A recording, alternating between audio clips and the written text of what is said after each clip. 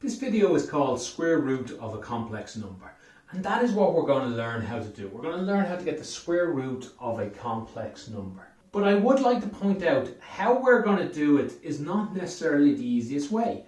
There is another method to do it, and it involves using polar coordinates, which we will learn about in coming videos, in 2 or 3 videos from now. And it will lead us to a much simpler way to solve these. But a lot of students still rather solving it this way, and it's interesting to see how it's done.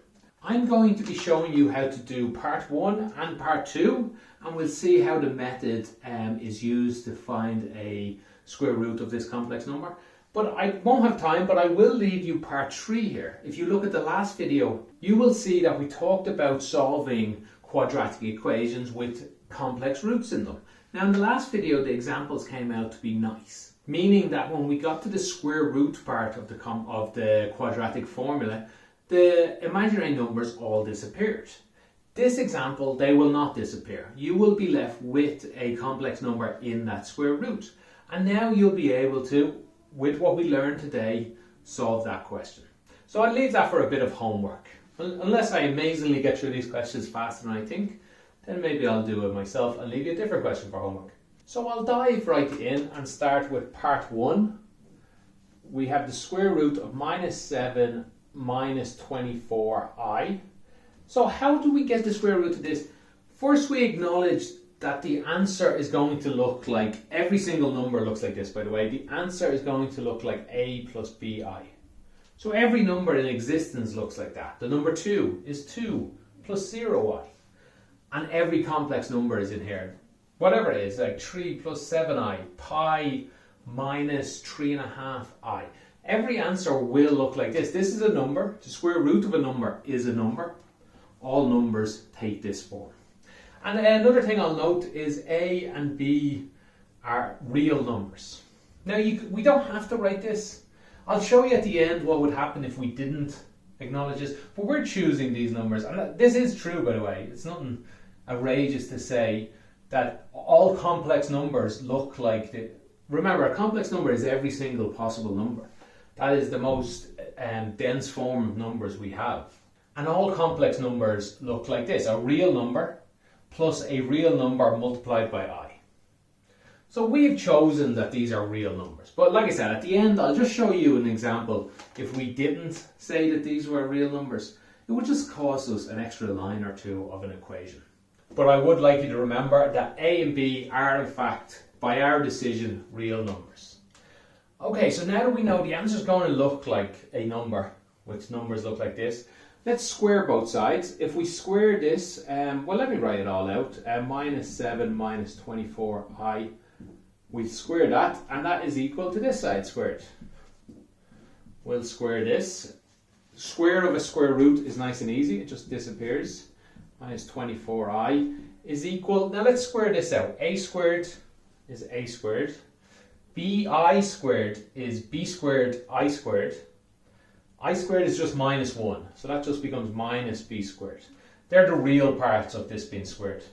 Then we have plus abi, a times bi, and then b times ai, same thing as a bi.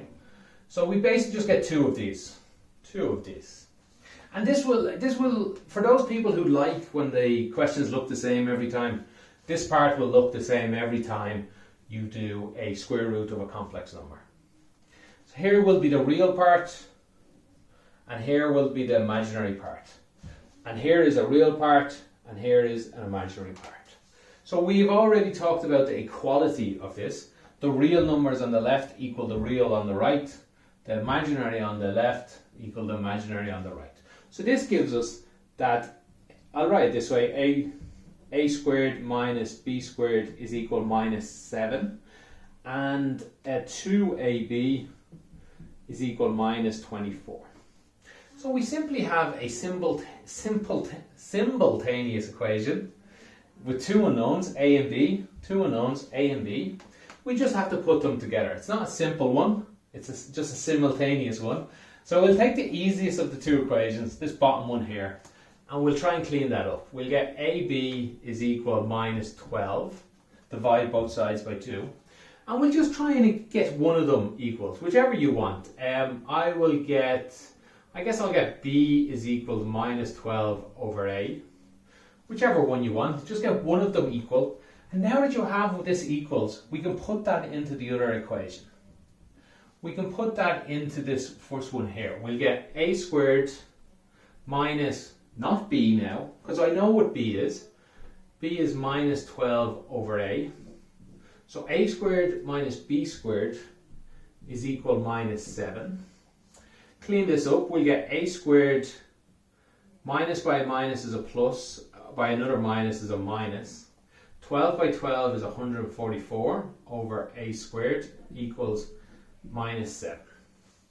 Now, we would have seen questions like this in normal algebra, in quadratic equations, but if you're not familiar with what it looks like yet, let me just do what you hopefully would do. You get rid of the denominator, this divide by, when I get rid of it, I'll multiply everything by a squared. So I get a squared by a squared is a to the power 4 minus 144 equals minus 7 a squared. Now this is a quadratic equation, it just might not look like it to some people. Let me clean it up a bit. Everything over on the left, a to the power 4 plus 7a squared minus 144 equals 0. Instead of it being a quadratic equation in a, it's a quadratic equation in a squared.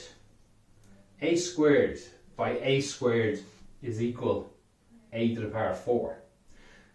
A squared by a number is equal a number by a squared, and a number by a number is equal to a number. So this is a normal quadratic equation, except with that one little wrinkle, but you need to get used to that at this level.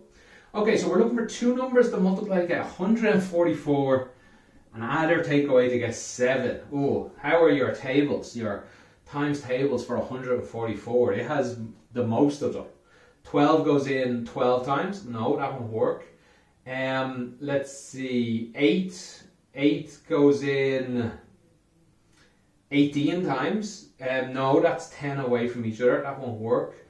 What about, 9 goes in. Okay, 9 goes in 16 times. So that looks like the one. 9 and 16. We need a minus number here. So one of these has to be a minus. So we're going to get the difference needs to be 7 plus 7. So this better be a plus and this better be a minus. Okay, let's continue on. It's a long question, I realise that. This now tells us this is equal to 0. So that means a squared is equal to minus 16. This is equal to 0. A squared is equal to 9. Now, here's an important point. This is why I said these were real numbers. I said these were real numbers here to save me a bit of work, because this is going to give me 4 answers. Let me write out the 4 answers. The first one's going to tell me a is equal to 4i plus or minus 4i. Two numbers that multiply to get minus 16. Well, it must be an I involved. 4 by 4 gets 16. I by I gets minus 1.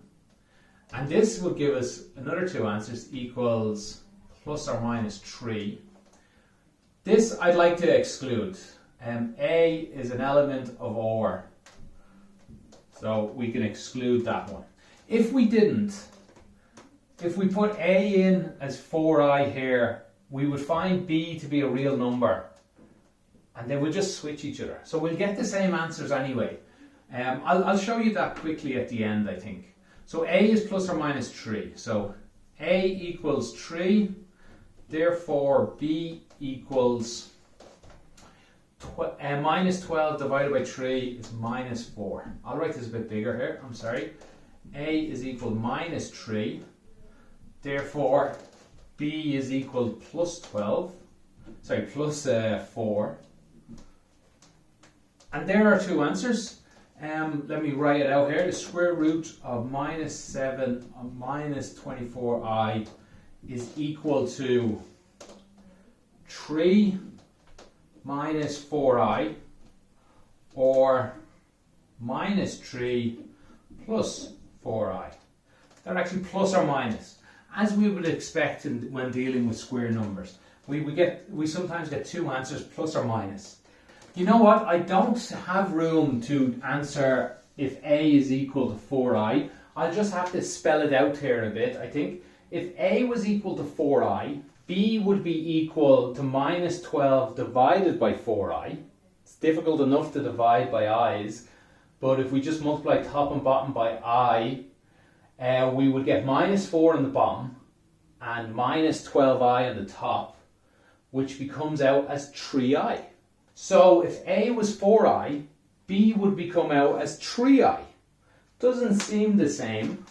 If a is 4i and b is 3i, 3i times I minus 1, we get minus 3 plus 4i. We'll get the same answer. I'd ask you to play around with that if that was in fact 4i. It's a good bit of practice, but it's unnecessary. That's why we choose at the start. These are real numbers. And we get our two answers here. Okay, I'm going to rub this out and we'll do part 2. If you got a little lost in this one, hopefully I'll do better in part 2. As always, I'd love you to pause the video and try these before I try them. And I hope you're doing that right now, pausing right now. And I hope you're back. So to do this question, I hope you were successful in just seeing if you're right. And to do this question, we get the square root of 2i. We know this must equal to a number, and a number is wrote like this: a plus bi, where a and b are real numbers. Now you might say, oh, every number doesn't look like that. It does. Every single number looks like this. Pi looks like a is pi and b is 0. That's what pi looks like. 7 looks like a is 7 and b is 0. Every number looks like this. Real numbers and complex numbers. Every number looks like this. So we're safe to say this. So let's solve this like we did before. Square of both sides. We get 2i is equal to square root of this becomes a squared minus b squared. That's this squared and this squared. And then we have to multiply a by b and b by a. So we get 2ab's. Both of them have I in it. So this is what we get here. And this allows us to say the real part is equal to the real part. There is no real part. Or there is. It's a 0. A squared minus b squared equals 0. The other one comes out as 2ab is equal, 2abi is equal to 2i. Of course I can leave the i's out, because in fact 2ab equals 2. The i's cancel each other. We have a simultaneous equation. In this case, the top one is actually quite simple, but I'll stick with what we did last time. I'll take the bottom one here and we'll get AB is equal to 1. And I'll get A is equal to 1 over B. I think last time I got B equals. Shouldn't matter. It doesn't matter too much at all. We will just get A is equal to 1 over B this time. And I'll take this information and put it back into the other equation. Instead of A, I'll write 1 over B squared. A squared. A squared. A is equal to 1 over B, so this is A squared. Minus B squared is equal 0. Let's clean this up a bit. We'll square this out. We'll get 1 over B squared minus B squared equals 0. Just like last time this is. Multiplied by the denominator, we get 1 minus B to the power of 4 is equal 0. It's working out a lot easier this time. Rearrange this, we get 1 is equal B to the power of 4. Lots of students hate this, so let me just change it around. 4 equals 1, same thing, obviously. So what is B equal to? If we take the cube root of both sides, we get B is equal to plus or minus. It's a plus or minus because it's an even power. Even powers bring out this plus or minus happenstance. Plus or minus 1 to the power of 1 over 4. That's just 1. This is just equal plus or minus 1. So B is either 1 or minus 1. If we put it in here, that means A, well let me do them both separately here. B is equal 1. Therefore, A is equal 1 divided by 1 is 1. B is equal minus 1. Therefore, A is equal minus 1. So let's write out the answer. we get the square root of 2i is equal to 1 plus 1i, or I'll just write that as 1 plus I, or, well, let me just write again, or 2i is equal to minus 1 minus 1i, which again I'll just write as 1 minus I. There are two answers, or to write one other way, 2i is equal to plus or minus 1 plus I. I'm sorry, I have missing a minus there. So 1 plus I or minus 1 plus I. There are two possible answers. And one last thing I can do to check out my answer, I never did in the first part, but I'll do it in this part. Remember what the square root is. The square root is a question. It's asking us what two numbers multiply by themselves to get 2i. So we think these are our two answers. Let's try one of them. We'll only try one of them. How about 1 plus I squared? Hopefully that will equal 2i. Let's see what it equals. It equals 1 squared. I squared is minus 1. 1 by I is an I by 1 is another I. So that is equal to 0 plus 2i. 2i. So it does, in fact. And hopefully the other one would if we checked it. It does, in fact, multiply by itself to get 2i. That's one way, at least, to get the square root of a complex number. Like I said, lots of students rather this way, but we will learn a better way, a faster way. We will learn how to use polar coordinates to write a different way to write complex numbers using trigonometry. It's amazing looking. But it does allow us to get square roots a lot easier. And that's only a couple of videos away, so hopefully you stick with me until then. The next video is going to be about cubic equations. We've done quadratic equations. We'll just have a quick look at cubic equations. Not too much different than what we originally did. So hopefully for once I can keep it short. I never seem to be able to, but tune in next time and see if I can.